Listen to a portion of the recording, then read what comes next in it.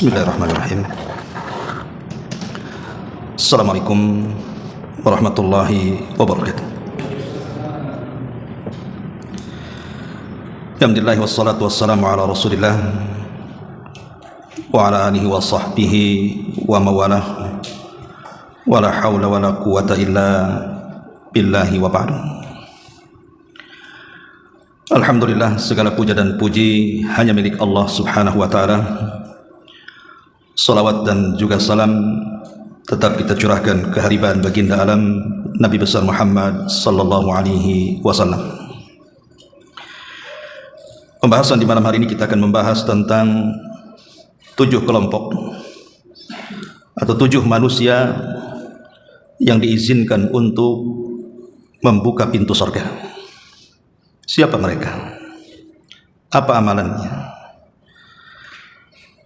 Namun sebelumnya kita akan jelaskan dulu tentang seputar pengetahuan tentang pintu surga dulu. Ma'asyiral muslimin wal muslimat rahimani wa rahimakumullah. Di dalam Al-Quran surah As-Sajdah ayat 17, ketika Allah subhanahu wa ta'ala menceritakan tentang kenikmatan surga, maka Allah subhanahu wa ta'ala katakan, fala ta'lamu nafsun ma ukhfiya lahum min qurrati a'yun jazaan bima kanu ya'malun. Tidak seorang pun mengetahui bagaimana nikmat yang menanti, yang sangat indah dipandang mata sebagai balasan bagi mereka atas apa yang mereka kerjakan. Dari sini Nabi SAW bersabda, a'dadtu li ibadi salihin ma la aynun ra'at wa la udhunun sami'at wala khatara ala qalbi bashar. Aku sudah peruntukkan, kata Allah, bagi hamba-hambaku yang saleh, kenikmatan di sorga yang tidak pernah dilihat mata, didengar telinga, bahkan terlintas pun tidak bisa. Kemudian Nabi SAW membacakan surah As-Sajdah tadi. Tidak seorang pun mengetahui bagaimana nikmat yang menanti, yang sangat indah dipandang mata sebagai balasan bagi mereka atas apa yang mereka kerjakan. Dari sini kata Hasan Al-Basri rahimahullahu ta'ala, dia mengatakan, akhfa qaumun amalahum fa akhfallahu lahum ma lam tara aynun wa lam yakhtur ala qalbi bashar.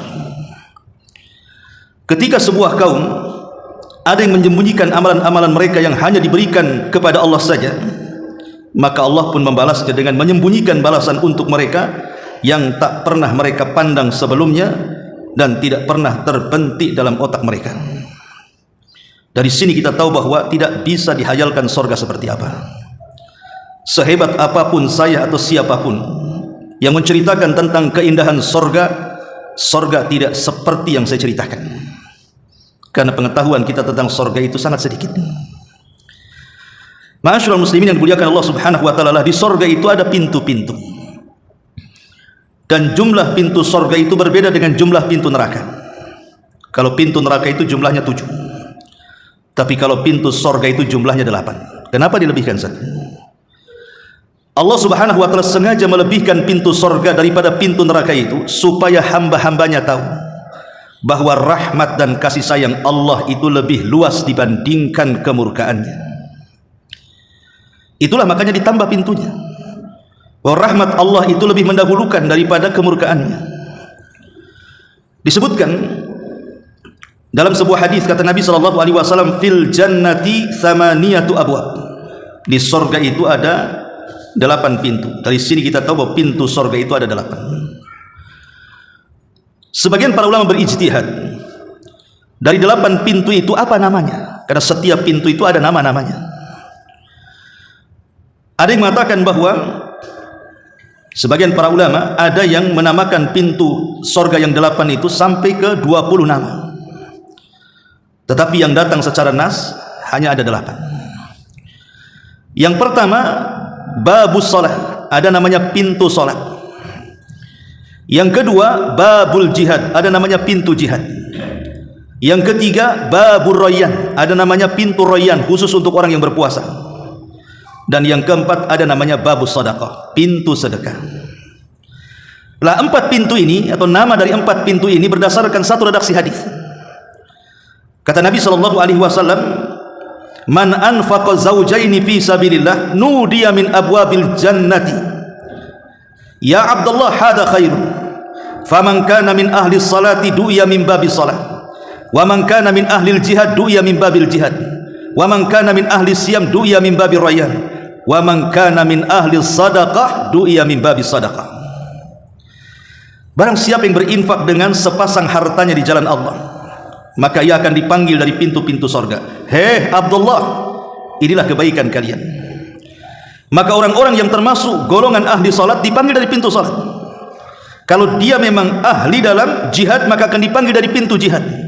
Kalau dia ahli puasa, maka akan dipanggil dari pintu rayyan. Dan kalau dia ahli sedekah, maka dipanggil dari pintu sedekah.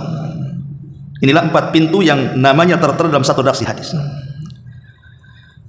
Kemudian yang kelima, babul aiman. Babul aiman, pintu al-aiman, maksudnya pintu surga sebelah kanan. Dan ini berdasarkan hadis Nabi sallallahu alaihi wasallam dari Abu Hurairah radhiyallahu an, yuqalu ya Muhammad adkhilil jannata min ummatika man la hisaba alaihi minal babil aiman min abwabil jannah. Wahai Muhammad, suruhlah umatmu yang tidak dihisab itu, maksudnya kaum yang tidak dihisab dan tidak diadab itu, masukkan mereka ke dalam surga dari pintu aiman, pintu sebelah kanan, yang merupakan di antara pintu-pintu surga. Ini yang kelima. Yang keenam, babul walad atau bab al-walid. Babul walid, bab orang tua, pintu orang yang berbakti kepada orang tua.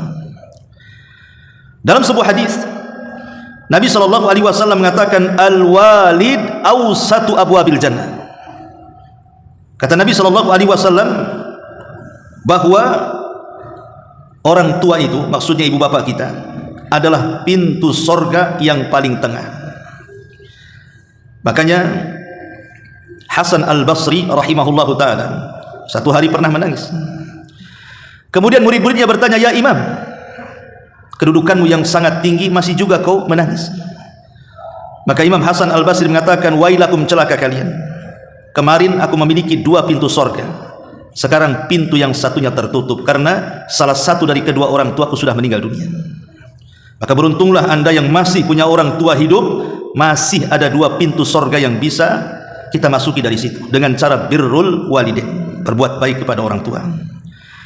Dan yang terakhir, yang ketujuh, babul kadhimin al-ghaib wal afina anin nas, pintu untuk orang-orang yang menyembunyikan perasaan marah dan suka memaafkan manusia. Ada juga yang mengatakan babul hajj, yang ketujuh pintu haji. Dan itu berdasarkan riwayat Muslim.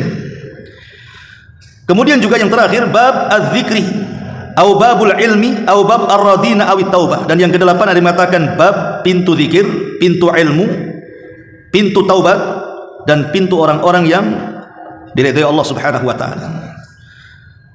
Ma'asyiral muslimin yang dimuliakan Allah Subhanahu wa taala, inilah nama-nama daripada pintu-pintu surga.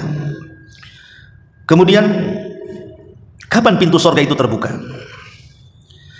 Disebutkan dalam sebuah hadis, pertama apabila masuk Ramadan, pintu itu akan terbuka dari awal sampai akhir Ramadan.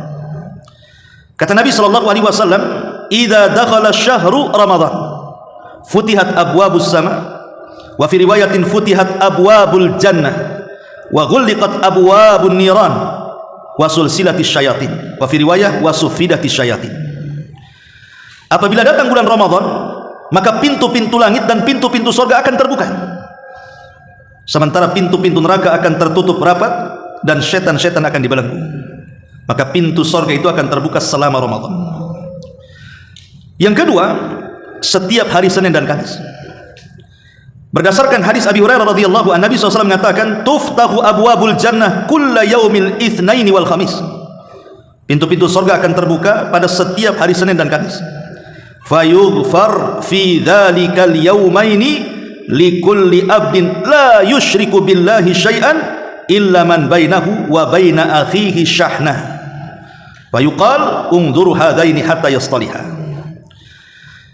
Kata Nabi SAW, kecuali 2 orang yang amalannya tidak akan diangkat lewat pintu-pintu surga atau pintu-pintu langit. Pertama, orang yang musyrik kepada Allah dan orang yang bermasalah dengan sahabatnya, dengan temannya, sampai keduanya berdamai. Inilah waktu di mana pintu surga terbuka di bulan Ramadan dan setiap pekannya, hari Senin dan hari Kamis. Lalu siapa yang pertama kali membuka pintu surga? Disebutkan dalam hadis Anas ibn Malik radhiyallahu anhu, Nabi SAW bersabda, "Ati babal jannah fa astaftihu fayaqul al-khazin man an fa aqulu Muhammad fa yaqulu bika umirtu alla aftah li ahadin qablak." Kata Rasul, aku menghadap pintu surga kemudian mengetuknya. Penjaga surga malaikat Ridwan mengatakan, "Siapa Anda?" Maka Rasul mengatakan, "Saya Muhammad." Maka malaikat penjaga surga mengatakan, "Karenamu aku diperintah Allah untuk membuka siapapun, tidak diizinkan kecuali kau yang minta."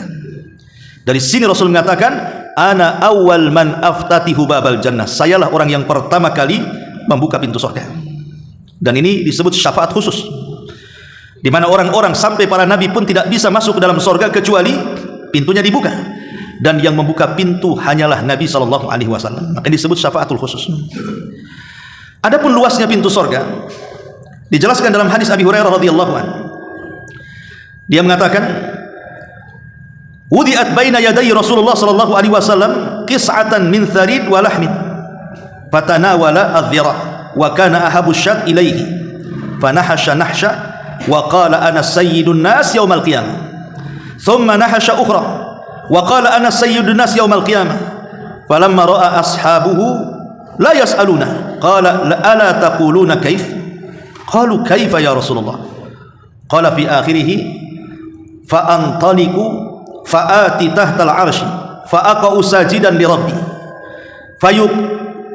fayuqimani rabbil alamin maqaman lam yakumhu ahadan qabli wa lam yuqimhu ahadan ba'di fa aqul ya rabb ummati ummati fayaqulu ya Muhammad adkhil min ummatika ma la hisaba alaihi minal babil aiman wa hum syuraka'un nas fi ma siwa dzalik minal abwab walladzi nafsi, di sini syahidnya, walladzi nafsi Muhammadin biyadi innama bainal misra'aini min masari'il jannah ma baina Makkah wa Hajar aw Hajar wa Makkah. Kata Abu Hurairah radhiyallahu an, satu hari dihidangkan semangkok roti yang dimasak dengan daging di hadapan Nabi. Kemudian beliau mengambil lengan kambing yang paling beliau sukai.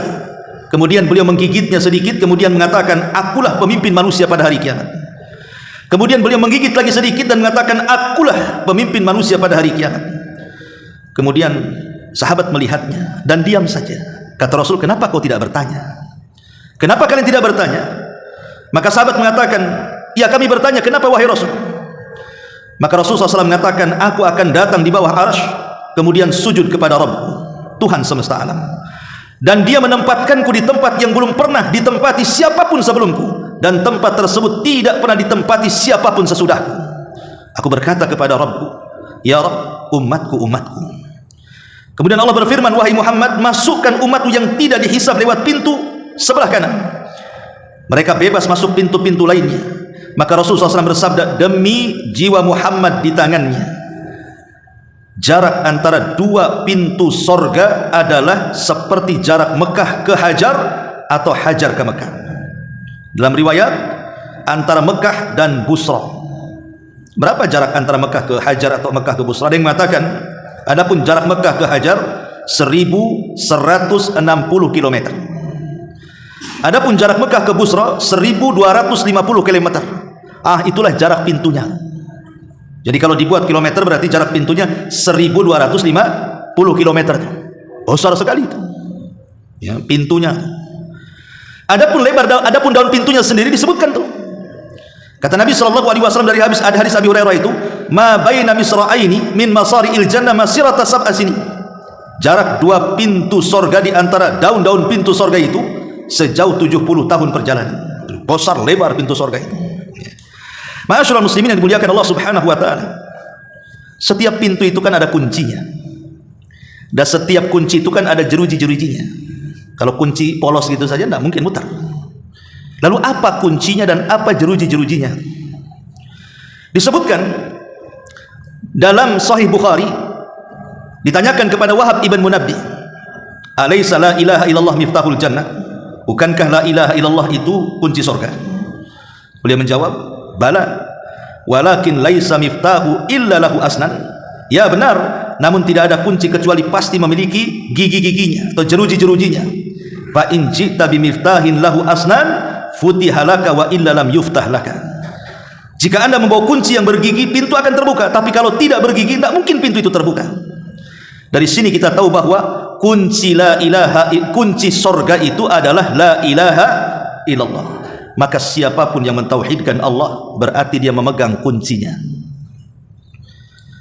Dari sini Allah Subhanahu wa taala berfirman, "Faman kana yarju liqa'a rabbih falyamal amalan salihah wa la yusyrik bi ibadati rabbih ahada." Siapapun yang ingin berjumpa dengan Allah, di mana perjumpaan kita dengan Allah? Di surga. Silahkan beramal saleh dan jangan sekutukan Allah dengan siapapun. Kalau kita bertauhid berarti kita memegang pintu surga. Lalu apa gigi-giginya itu? Jeruji-jerujinya itu? Maka para ulama mengatakan gigi-gigi selain daripada, kalau tauhid kuncinya, yang dimaksud gigi-giginya para ulama adalah pengamalan kita kepada syariat Islam. Minimalnya lakukan yang wajib-wajib. Itulah gigi-giginya. Kemudian tambah dengan yang sunnah kalau bisa. Ma'asyiral muslimin yang dimuliakan Allah Subhanahu wa taala. Sekarang masuk pada pembahasan. Siapa kelompok yang mereka akan membuka pintu-pintu surga selain Nabi sallallahu alaihi wasallam, yang ini umatnya?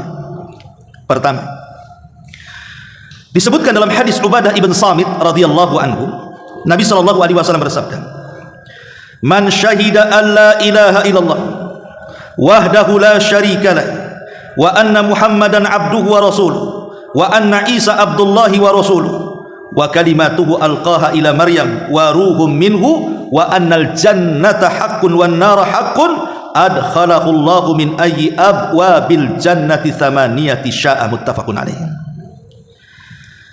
Dari hadis Ubadah ibn Samit radhiyallahu anhu, dia mengatakan, Rasul bersabda, siapa yang bersaksi tidak ada sesembahan yang berhak disembah kecuali Allah, dialah semata dan tidak ada sekutu baginya, dan bahwasanya Muhammad adalah hambanya dan rasulnya, dan bahwasanya Isa adalah hamba Allah dan rasulnya, dan kalimatnya yang diberikan kepada Maryam serta ruhnya dari Allah, dan meyakini surga adalah sebuah kebenaran, neraka sebuah kebenaran, maka Allah akan masukkan dia dari 8 pintu surga sesuai dengan dia kehendaki. Mau dari pintu mana saja terserah dia masuk. Dari sini yang pertama, bahwa orang yang akan membuka pintu surga adalah orang yang mentauhidkan Allah. Karena di sini siapa yang bersaksi tidak ada sembahan yang berhak disembah kecuali Allah, kan? Dan Muhammadlah utusan Allah.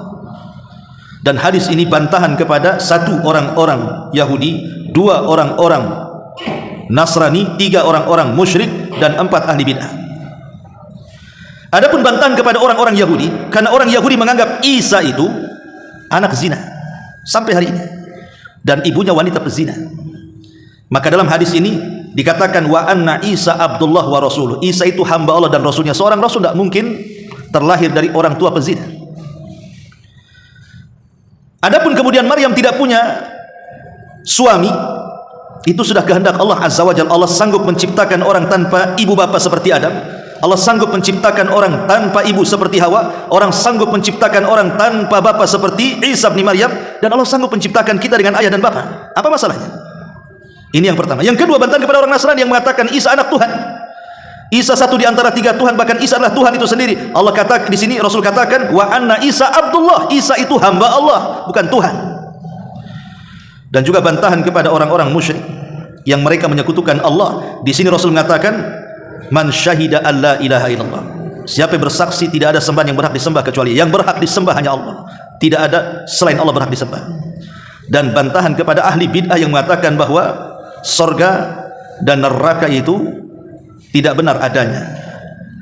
Maka di sini Rasul mengatakan surga itu hak adanya, neraka itu hak adanya. Ini yang pertama. Yang kedua, disebutkan dalam sebuah hadis Nabi sallallahu alaihi wasallam bersabda. Hadis ini dari Umar bin Khattab radhiyallahu anhu. Kata Nabi sallallahu alaihi wasallam, "Ma minkum min ahadin yatawadda fayusbighul wudu thumma yaqul asyhadu an la ilaha illallah wa anna Muhammadan abduhu wa rasuluh wa fi riwayatin asyhadu an la ilaha illallah wahdahu la syarika lah wa asyhadu anna Muhammadan abduhu wa rasuluh illa futihat lahu abwabul jannah ats-tsamaniyah yadkhulu min ayyiha syaa, rawahu Muslim. Kata Nabi SAW, tidaklah salah seorang di antara kalian berwudu kemudian menyempurnakan wudunya. Betul-betul dia perhatikan basuhan-basuhan anggota wudunya. Tidak salah-salah wudunya, perhatikan. Kemudian selepas wudu, dia pun mengucapkan asyhadu an la ilaha illallah, dan riwayat wahdahu la syarikalah wa asyhadu anna Muhammadan abduhu wa rasuluh. Siapa yang membaca 2 kalimat syahadat setelah wudu, apa kata Rasul? Akan dibukakan padanya pintu-pintu sorga yang 8, dan dia akan masuk dari 8 pintu sorga sesuka dia. Subhanallah. Dari sini jangan pernah remehkan zikir setelah wudu, karena kita bisa mendorong pintu sorga dengan amalan ini. Apalagi wudu sendiri banyak keutamaannya kan. Pertama, wudu itu bagian daripada keimanan. Wudu itu syatrul iman, kata Rasulullah, at-tuhuru syatrul iman. Wudu itu separuh keimanan. Dan wudu itu bisa menggugurkan dosa. Kata Nabi SAW, man tawadda'a fa ahsanal wudu kharajat khatayahu min jasadihi hatta takhruja min tahti adfari. Siapa yang berwudu, dia perbaiki wudunya, akan keluar kesalahannya dari jasadnya sampai keluar dari jari jemarinya. Itu keutamaan wudu. Dan siapa yang menjaga wudu, artinya wudu batal, wudu lagi, batal, wudu lagi, maka itu termasuk alamat min ahlil iman.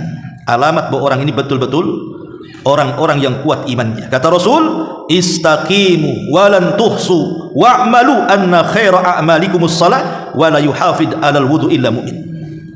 Istiqomahlah kalian dan jangan menghitung-hitung amalan, bahwasannya amalan kalian yang paling baik adalah salat, dan tidak ada yang menjaga wudu kecuali seorang mukmin yang sejati.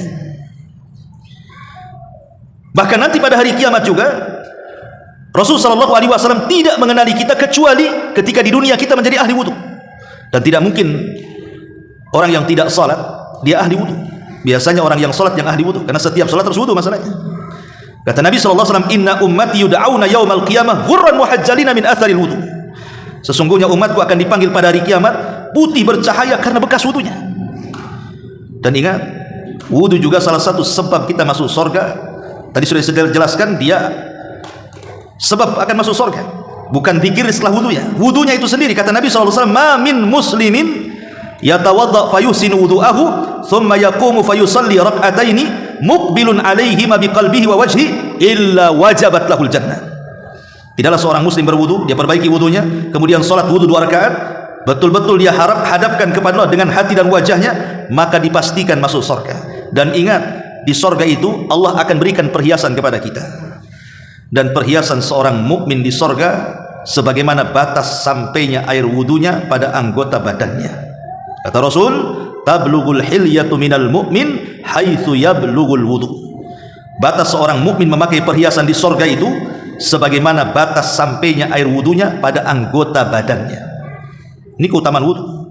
Belum lagi zikirnya tadi kan begitu. Maka jangan sia-siakan, jangan asal-asalan wudu itu. Ini yang kedua. Yang ketiga, orang-orang yang menjaga salat 5 waktu, menjaga kewajiban tentunya. Disebutkan dalam hadis Abdullah ibn Amr radhiyallahu anhu, Nabi SAW bersabda, man shallas salawatil khams wajtanabal kabair dakhala min ayyi abwabil jannati sya'a. Siapa yang menjaga salat 5 waktu dan berusaha menjauhi dosa besar, maka dia akan masuk dari pintu-pintu surga sesuai dengan yang dikehendakinya. Kan enak, pintu surga 8, kita mau masuk pintu mana saja bisa, asal jaga salat 5 waktu.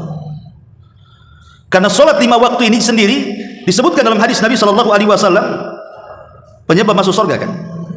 Kata Nabi SAW, ittaqu rabbakum wa sallu khamsakum wa sumu syahrakum wa addu zakata amwalikum wa ati'u dha amrikum tadkhulul jannata rabbikum. Kata Rasul, salat, bertakwalah kepada Rabb kalian, salatlah 5 waktu kalian, puasalah Ramadan kalian, tunaikan zakat harta kalian, taatilah pemimpin kalian, masuk kalian ke dalam surga Rabb kalian, kata Rasul. Jadi salat sendiri penyebab masuk surga, dan orang yang menjaga 5 waktu salat, dia akan masuk surga dari pintu surga manapun yang ia sukai.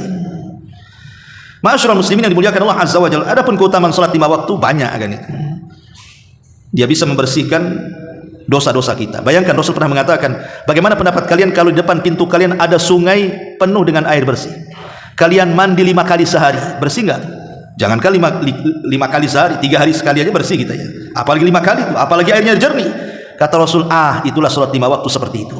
Bisa membersihkan dosa-dosa kalian. Bisa mengangkat derajat-derajat kita di surga.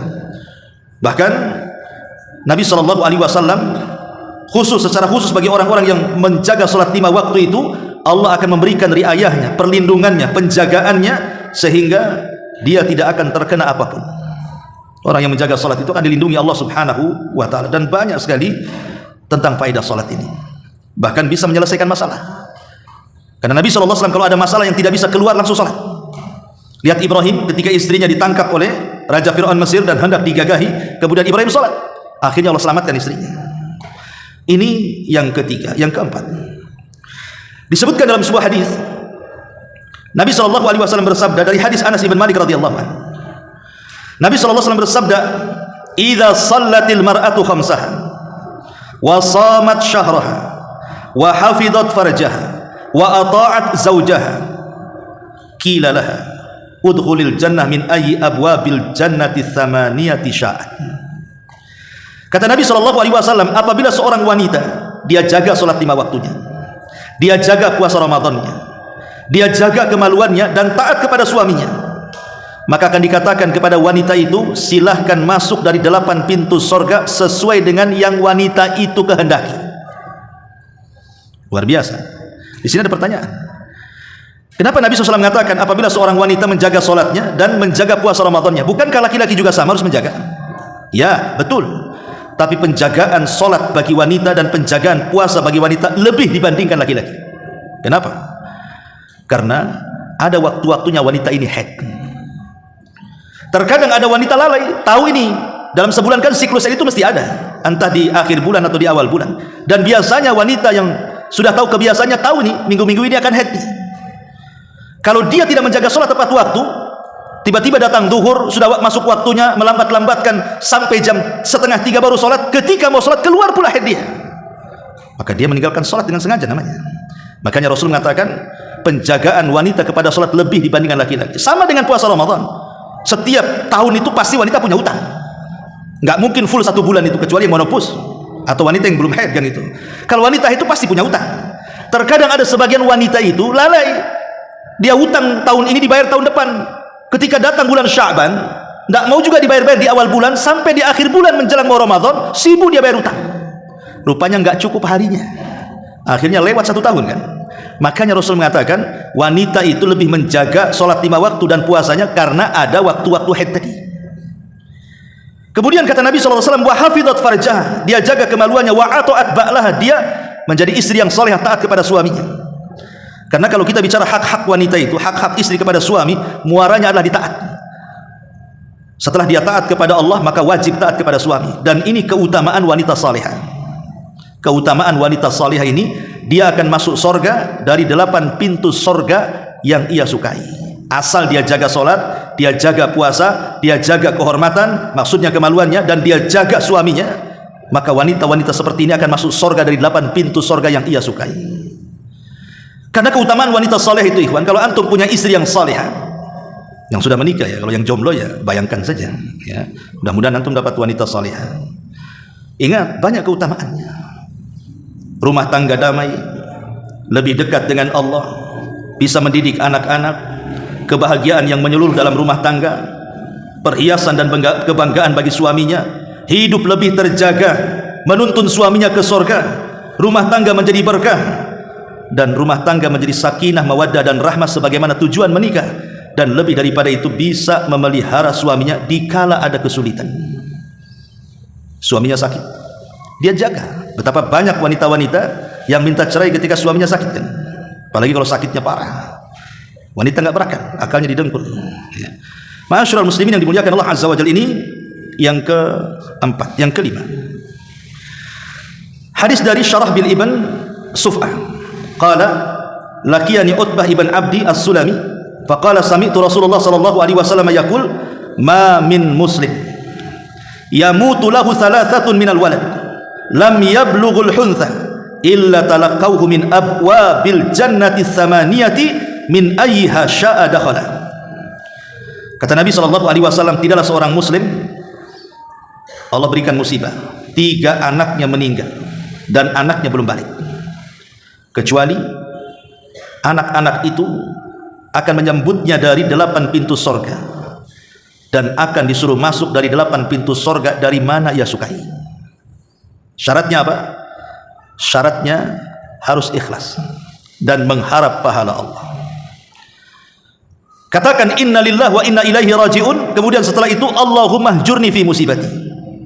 Semua titipan Allah dan akan kembali kepada Allah. Ya Allah, berikan pahala akan musibah yang menimpaku. Karena kematian anak berbeda dengan kematian pasangan. Kalau istri antum meninggal, itu yang antum mau, biar besok kawin lagi. Suami meninggal juga sama, dari dulu aku gak mau sama kamu katanya, meninggal pula, kesempatan nikah lagi. Orang tua meninggal, ya sesaat sedihnya, besoknya tanya berangkas mana warisannya. Tapi kalau anak meninggal, itu si jantung hati, si buah hati, itu lama akan terobati biasanya. Nabi saja ketika meninggal Ibrahim, dia menangis. Sampai Abdurrahman ibn Auf bertanya, kenapa anda menangis wahai Rasul? Bukankah anda yang mengatakan tidak boleh menangis karena kematian? Kata Rasul, Abdurrahman ini air mata rahmat, air mata sayangku kepada Ibrahim. Kemudian Rasul mengatakan, ya Abdurrahman, innal aina la tadma wa innal qalba la tahzan wa inna bi firaqika ya Ibrahim la mahzunun wa la naqulu illa ma yarda rabbuna. Abdurrahman, mata ini bisa mencucurkan air mata, hati bisa sedih. Perpisahanku dengan Ibrahim ini menyesakkan dada, tapi aku berusaha untuk mengucapkan apa yang diridhoi Allah saja.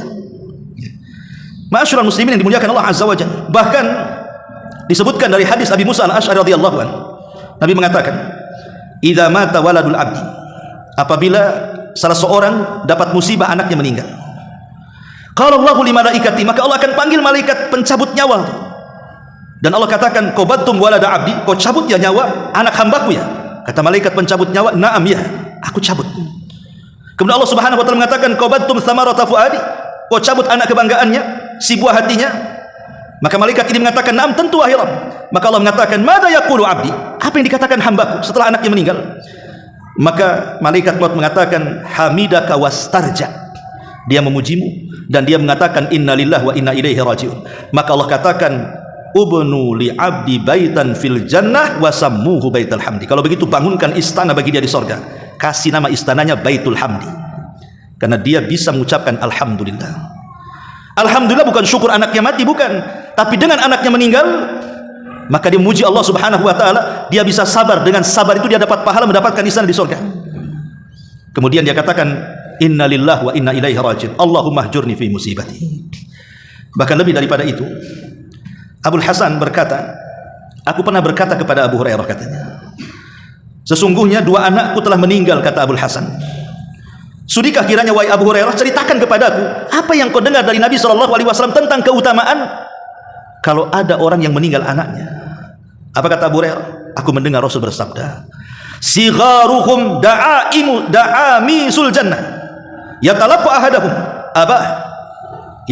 ahaduhum abahum aw qala abawayhi fayakhud bi thawbihi aw qala bi yadihi kama akhadha ana bi sanifati thawbika hadha fala yatanaha aw qala fala yantahi hatta yadkhulallahu wa abahul jannah. Kata Abu Hurairah, baik, anak-anak kaum muslimin akan menjadi anak-anak kecil di sorga. Seseorang di antara mereka akan menjemput ayahnya atau kedua orang tuanya, lalu menarik bajunya atau tangannya sebagaimana aku menarik ujung bajumu ini, dan tiada hentinya atau tidak mau berhenti sebelum Allah masukkan orang tuanya bersama dia dan orang tuanya ke sorga. Jadi anak-anak kecil ini menunggu di pintu sorga, ditarik bapaknya, ditarik ibunya, dan dia tidak akan masuk sorga sampai dua orang tuanya masuk sorga. Tentu maksudnya apabila orang tuanya mukmin. Kalau orang tuanya kafir musyrik, ya nggak mungkin lah kan gitu. Karena kunci sorga itu syaratnya harus tauhid, seorang mukmin. Ya. Kalau kafir musyrik ya nggak bisa. Ini yang nomor 5. Yang nomor 6, Nabi SAW bersabda dari hadis Amr ibn Ambasa. Kata Nabi SAW,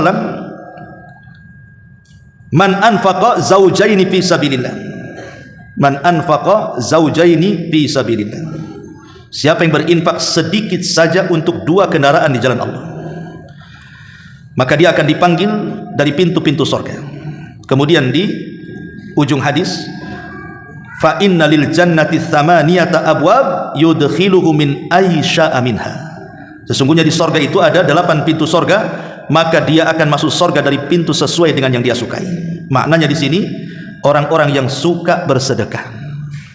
Orang-orang yang suka bersedekah. Karena orang-orang yang bersuka bersedekah ini di surga saja kedudukannya tinggi tuh. Kata Nabi SAW, innamad dunya li arba'ati nafar. Dunia ini dihuni oleh 4 kelompok katanya. Nafarun razaqahullahu malan wa ilman fahuwa yattaqi fihi rabbah wa yasil fihi rahimah wa ya'lam lillahi fihi haqqa fahada bi afdalil manazil, kata Rasul. Satu, seorang hamba diberikan harta yang melimpah dan diberikan ilmu pengetahuan. Dengan ilmunya dia bertakwa dengan hartanya, dia silaturahim dengan hartanya, dan dia tahu hak Allah dengan hartanya, dia zakat, dia infak, dia sedekah. Maka orang ini afdal al manazil, akan mendapatkan setinggi-tinggi derajat di surga. Itulah orang sedekah ya. Bahkan di dunia saja banyak kan itu. Orang yang bersedekah itu taki masari as-su', kata Rasul, mencegah kita mati su'ul khatimah. Jadi kalau kita ingin matinya husnul khatimah, banyak bersedekah. Bahkan semua bala, semua wabah bisa diobati dengan sedekah. Kata Rasul, dawau mardakum bis sadaqah. Obati orang sakit kalian dengan sedekah. Kemudian yang nomor 7, dan ini yang terakhir, asy-syahid alladzi jahada bi nafsihi wa mali hatta qutil. Orang yang mati syahid, yang dia berjihad dengan jiwa dan hartanya sampai dia terbunuh. Kata Nabi SAW, al-qatla thalathatun. Orang yang meninggal itu ada 3 kelompok. Mu'minun jahada li nafsi wa mali fi sabilillah fa idza laqiyal adu qatal hatta yuqtal. Seorang mukmin yang berjihad dengan jiwa dan hartanya di jalan Allah, kemudian berjumpa dengan musuh, dia berperang sampai Allah takdirkan dia mati syahid. Maka di ujung hadis Nabi SAW mengatakan, adkhala min ayyi abwabil jannati sya'a. Dia akan masuk surga dari pintu mana saja yang ia suka. Subhanallah. Wala tahsabanna alladziina qutilu fi sabilillahi amwatan bal ahya inda rabbihim yurzaqun. Jangan kau kira orang-orang yang mati di jalan Allah itu mati, tidak, mereka hidup. Mereka dapat rezeki di sisi Allah Subhanahu wa taala. Dan ingat, kalau semua orang masuk surga, semua orang sudah masuk surga, tidak ada satupun ahlu surga yang ingin kembali ke dunia kecuali mujahid. Padahal sudah di surga. Semua penduduk surga nggak mungkin mau ke dunia. Kenapa coba? Karena mereka tahu betapa peritnya saat sakaratul maut, betapa sakitnya saat sakaratul maut, sehingga mereka tidak mau mati kedua kalinya.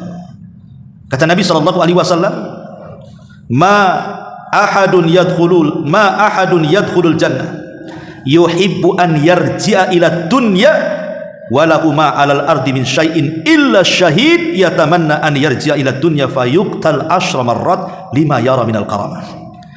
Kata Nabi SAW, tidak ada seorang pun yang telah masuk ke dalam surga berkeinginan untuk hidup kembali ke dunia kecuali orang yang mati syahid. Dia berharap untuk dikembalikan ke dunia sehingga terbunuh kembali sebanyak 10 kali, mati hidup, mati hidup, mati hidup 10 kali, karena dia tahu yang didapatkannya dari kemuliaan berupa syuhada. Dan orang yang mati syahid, dia tidak akan merasakan sakaratul maut. Makanya dia tidak ingin ke dunia. Tapi yang lain selain syahid, mereka merasakan sakaratul maut. Makanya tidak mau dikembalikan ke dunia. Abdullah ibn Haram, ayahanda Jabir ibn Abdullah radhiyallahu anhu, keesokan hari di perang Uhud, malamnya dia daftar jihad. Abdullah ibn Haram ini sudah tua, tidak layak jihad, sudah lemas, tua renta, anaknya banyak, semua perempuan kecuali Jabir. Ketika ayahnya nekat ingin perang, Jabir datang kepada Nabi. Rasul, gugurkan saja ayahku, bukankah orang seperti dia punya uzur untuk tidak jihad? Kata Rasul, ya, kalau gitu ngomong saja. Maka Jabir kemudian merayu-rayu ayahnya, jangan, sudah, orang sepertimu sudah ada uzur, uruslah anak-anak putrimu tuh. Maka Abdullah ibn Haram mengatakan kepada Jabir, ya Jabir, laulal jannah la afartuka iya. Kalau bukan karena sorga, aku siap gantikan kau posisiku, aku merawat anak-anak. Ini urusan sorga. Ini urusan sorga, tidak mau saya. Abdullah ibn Haram ini sudah merasakan pasti dia yang pertama kali meninggal dunia karena memang tidak layak berjihad. Betul, ketika esoknya terjadi perang Uhud, dia yang pertama kali meninggal dunia. Abdullah ibn Haram saat meninggal dunia, Allah Subhanahu wa taala datang kemudian bertanya kepada Abdullah ibn Haram dan mengatakan, tamanna ya abdi, bercita-citalah wahai hambaku, jika engkau punya keinginan, kira-kira apa keinginanmu? Kata Abdullah ibn Haram, ya Rabb, aku tidak ada keinginan kecuali hidupkan aku lagi ke dunia, biar aku bisa berperang kedua kalinya, dan biar aku bisa mati syahid kedua kalinya. Lihat, cita-citanya ingin kembali itu. Maka Allah Subhanahu wa taala katakan mustahil orang mati bisa hidup. Kata Abdullah bin Haram, kalau mustahil, habarkan saja posisiku di hadapanmu kepada keluargaku Jabir, kepada sahabat-sahabatku di dunia. Habarkan kondisiku. Dari sini turun ayat, wala tahsabannal ladzina qutilu fi sabilillahi amwadan bal ahya inda rabbihim yurzaqun farihina bima atahumullahu min fadli wa yastabshiruna bil ladzina lam yalhaqu bihim min khalfihim ala khaufun alaihim wa lahum yahzanun yastabshiruna bi ni'matin minallahi wa fadlin wa annallaha la yudhi'u ajral mu'minin. Turun surah Al-Imran ayat 171 sampai 169 sampai 171. Jangan sekali-kali kalian mengira bahwa orang-orang yang gugur di jalan Allah itu mati. Sebenarnya mereka hidup dan dianugerahi rezeki dari sisi Tuhannya. Mereka bergembira dengan karunia yang Allah anugerahkan kepadanya dan bergembira hati atas keadaan orang-orang yang berada di belakang yang belum menyusul mereka, yaitu bahwa tidak ada rasa takut pada mereka dan mereka tidak bersedih hati. Mereka bergirang hati dengan nikmat dan karunia dari Allah, dan bahwa sesungguhnya Allah tidak menyia-nyiakan pahala orang-orang yang beriman. Turun ayat ini dari kisah Abdullah ibn Haram. Inilah 7 kelompok yang akan membuka pintu sorga, yang 8 dari pintu sorga yang mereka sukai. Mudah-mudahan kita termasuk dari 7 kelompok ini. Amin ya rabbal alamin. Subhanaka wa bihamdika asyhadu an la ilaha illa anta astaghfiruka wa atubu ilaik. Allahu taala alam. Assalamualaikum warahmatullahi